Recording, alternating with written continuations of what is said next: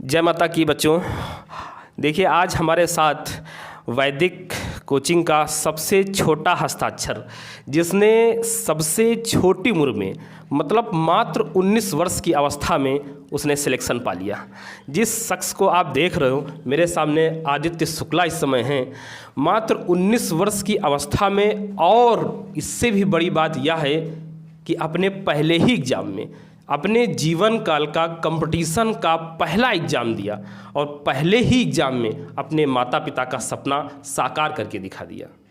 तो आइए, आज हम उस व्यक्ति से मिलने जा रहे हैं, उस श्रेष्ठ व्यक्ति से मिलने जा रहे हैं। जब श्रेष्ठ शब्द का इस्तेमाल हम कर रहे हैं तो इस वजह से कर रहे हैं कि अपने आप में ये बहुत बड़ी चीज़ हो जाती है कि 19 वर्ष की अवस्था में, 18 वर्ष कुछ माह में फॉर्म पड़ता है और 19 वर्ष की अवस्था में जब तक वर्दी मिली तब तक अवस्था 19 वर्ष की हो चुकी थी। और अपने जीवन का पहला कंपटीशन एग्ज़ाम और उसमें ही सफलता पाना अपने आप में बहुत बड़ी बात होती है। तो आइए मिलते हैं आदित्य से और आपको बताएंगे कुछ अपने बारे में।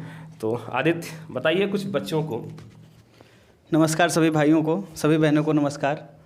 मेरा नाम आदित्य शुक्ला है। मेरे पिताजी का नाम श्री राम प्रसाद शुक्ला है। मैं बिरसिंहपुर गांव का रहने वाला हूं, जो उन्नाव डिस्ट्रिक्ट से 20 किलोमीटर दूर पर स्थित है। मैं शुरुआत में ही प्राइमरी स्कूल से पढ़ा हुआ हूं। मेरी 8th तक शिक्षा जो है सरकारी स्कूल से हुई है। बाकी जैसे ही मैंने जब इंटर क्रॉस किया तो इंटर में मेरे ज़्यादा अच्छे नंबर नहीं थे। फिर उसके बाद कंपटीशन में जब जैसे ही कदम हमने रखा तो सबसे पहले भैया के साथ में रखा। भैया की कोचिंग में आए। हमें हमेशा एडवांस मैथ पढ़ते थे, हमने कभी प्रारंभिक गणित नहीं पढ़ी थी और हमें इन सब चीज़ों से डर लगता था। ब्याज, बट्टा, प्रतिशतता, इन सब शब्दों से बहुत डर लगता था।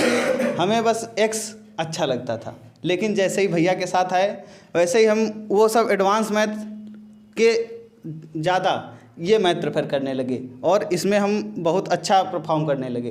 धीरे धीरे भैया के साथ रहते रहते इन्होंने ही जो बताया, भैया की कोचिंग में बेस्ट हमको गाइडेंस मिला। और पुनीत भैया, शिव भैया, ये दोनों लोग साथ हमेशा रहे हमारे। और तीनों लोगों ने हम पर फोकस किया काफ़ी ज़्यादा, जिससे हमारा पहला एग्ज़ाम जो था यूपीपी का 2019 बैच में हमारा सिलेक्शन हो गया। और तुरंत ही हमें उसमें ज़्यादा प्रक्रिया भी नहीं हुई। 1 साल के अंदर एग्ज़ाम, रेस, मेडिकल सारा कुछ फिट होके तुरंत हमें ज्वाइनिंग मिल गई। प्रेजेंट टाइम में मेरी पोस्टिंग लखनऊ में है। और आप लोग भी इसी तरीके से मेहनत करते रहिए। ज़्यादा से ज़्यादा कोचिंग में जितना बताया जाता है उतना ही अगर आप लोग रिवाइज करते रहते हैं, उतना ही पढ़ते रहते हैं। और मेन चीज़ है गाइडेंस, उस गाइडेंस पे फोकस करते हैं। जो चीज़ें यहाँ पढ़ाई जाती हैं वही घर में 2-3 बार दोहराते हैं। और जो सब्जेक्ट से रिलेटेड है, जो टॉपिक से रिलेटेड है, जैसे यूपीपी में जितना आना है आपको उतना उसी टॉपिक का पढ़ना है, एक्स्ट्रा कुछ नहीं पढ़ना है। एक्स्ट्रा पढ़ेंगे तो पढ़ने के लिए बहुत कुछ है, तो आप लोग भटक जाएंगे। तो उसी टॉपिक का पढ़िए, तैयारी करते रहिए। इसी तरह जो हाई रखिए, सबका सिलेक्शन बहुत जल्दी हो जाएगा। जैसा कि आप लोग जानते हैं, हम ग्रामीण क्षेत्र से बिलोंग करते हैं। हमारे पिताजी खेती भी करते हैं और साथ साथ ड्यूटी भी करते हैं। दोनों चीज़ें उन्होंने मैनेज की। इतनी ज़्यादा तब इनकम भी नहीं थी, अभी भी इनकम नहीं। तो हमने सोचा उनका जितना कम से कम वक्त लगे, उनका जितना कम से कम पैसा लगे, उन्हीं कम पैसों में हमने कोचिंग सोच रहे थे कि उन्हीं जितनी कम से कम समय में हमको सिलेक्शन मिल जाए। हमें बहुत आवश्यकता थी उस समय सिलेक्शन की, तो घर की कंडीशन ठीक नहीं थी। इसीलिए माता पिता का बहुत सपोर्ट रहा हमें। और हम एक भाई एक बहन हैं, ज़्यादा बड़ा लंबा परिवार भी नहीं। लेकिन हमारे माता पिता ने सबसे ज़्यादा फोकस पढ़ाई पर किया। सबसे ज़्यादा उनका फोकस यही था कि हाँ, कम रह लेंगे, कम खा लेंगे, लेकिन पढ़ाई सबसे ज़्यादा मस्ट इम्पॉर्टेंट है। और जो उन्नाव के आसपास के बच्चे हैं वो यहाँ भैया की कोचिंग चलती है किशोरी खेड़ा में, वो यहाँ पे ज्वाइन कर लें। और इसकी सेम दूसरी शाखा जो ग्रामीण क्षेत्र के लड़के हैं, वो नारायणपुर में एक दूसरी शाखा भी है इसकी, तो बाकी लोग वहाँ ज्वाइन करें। पढ़ाई में कोई अंतर नहीं है, दोनों जगह बहुत बेहतरीन पढ़ाई मिलती है। पूरी उन्नाव में ऐसी आपको कोचिंग नहीं मिलेगी। तो चलिए इसी के साथ विदा लेते हैं। जय हिंद। तो आपने देखा ये आदित्य शुक्ला हमारे साथ जो बच्चा है, आ जाओ आदित्य। तो अब ये जब 19 वर्ष की अवस्था में इसने सिलेक्शन लिया होगा तो आप समझ सकते हो कि इसने पढ़ाई कितनी की होगी। इसने पढ़ाई लिमिट में की, लेकिन बिल्कुल सेलेक्ट मैटर को चुना और वही पढ़ा जो एग्ज़ाम की दृष्टि से बहुत महत्वपूर्ण है।